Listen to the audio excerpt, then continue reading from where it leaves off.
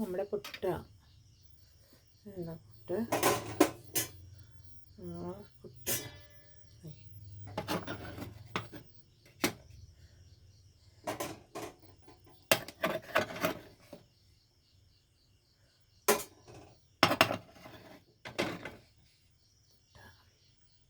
ഇത് നമ്മൾ ഗോതമ്പ് പുട്ട് കേട്ടോ. നല്ല ഗോതമ്പ് പുട്ട.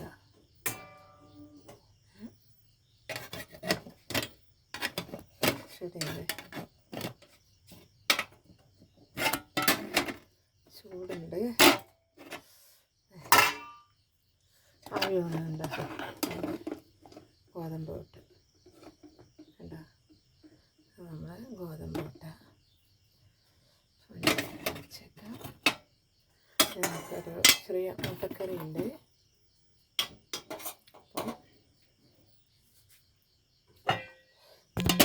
അപ്പം അടച്ചേക്കാം.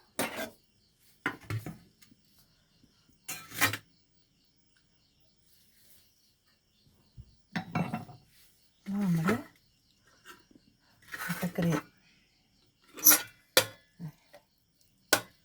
ഞാൻ അതിൻ്റെ മേലെ ഗ്രേവിയെല്ലാം എടുത്ത് വെച്ച് ഇഞ്ചി പച്ചമുളക് വേപ്പിലയൊക്കെ ഇട്ട് മുട്ട കയറി നടുവായി പൊളിച്ചിട്ടില്ല, നമ്മൾ രണ്ടാക്കിയിട്ടില്ല. ഒരു മുട്ടനെ അത് പൊളിച്ച് ഇങ്ങനെ അരഞ്ഞ് കിട്ടിയല്ലോ. അപ്പോൾ നമ്മുടെ പുട്ടും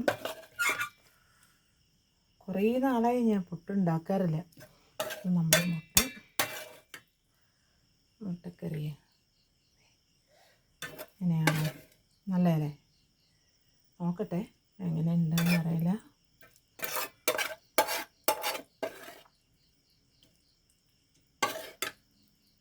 അതിൻ്റെ കുറച്ചുകൂടി നമുക്കതിൻ്റെ മീതെ വയ്ക്കാം, മസാലയൊക്കെ പിടിക്കാനായിട്ട്. അപ്പോൾ ഇതാ മുട്ടക്കറി. പാലായിരുന്നു, ഞാൻ പാല് വിശന്നിട്ട് ഞാൻ പാല് തിളപ്പിച്ചപ്പോൾ നമ്മൾ പാല് ഇപ്പോൾ പ്ലേറ്റിൽ ഒഴിച്ച് ചൂട് പോകാൻ വേണ്ടി. ഭയങ്കര വിശപ്പ്, കുറേ ഹോസ്പിറ്റലിലൊക്കെ പോകാനുണ്ടായിരുന്നു. നമ്മുടെ ഒരു ബന്ധു ചേച്ചി കിടക്കുമായിരുന്നു. അപ്പോൾ കാണാൻ പോയി, ജോലി കഴിഞ്ഞ് കാണാൻ പോയി. അതിനുശേഷം വന്നു. ഭയങ്കര വിശപ്പ്. പാല് തിളച്ചതിന് ശേഷം നമ്മളിതിൽ പാത്രത്തിൽ ഒഴിച്ച് ചൂട് പോകാൻ വെച്ച് ഞാൻ കുടിച്ച പാത്രമാണ്. അപ്പോൾ ഞാൻ അതിൽ പൊട്ടിട്ട് ഇഷ്ടംപോലെ പ്ലേറ്റ് ഉണ്ട്. പക്ഷെ ഞാൻ എളുപ്പപ്പണി നോക്കി നമ്മൾ അതിലിട്ടുന്നേ ഉള്ളൂ. അപ്പോൾ അങ്ങനെ നമ്മുടെ മുട്ടക്കറി പുട്ടും റെഡി. മുട്ടക്കറിയും റെഡിയായിരിക്കുന്നുണ്ട്. ഇതാണ് നമ്മുടെ മുട്ടക്കറി. ഇന്നത് മതി, 2 എണ്ണം മതി, വെറുതെ ബാക്കിയാക്കേണ്ട വെച്ചിട്ടാണ്. അപ്പം അങ്ങനെ എല്ലാവരും സുഖമായിരിക്കട്ടെ. ശുഭരാത്രി നേർന്നുകൊണ്ട്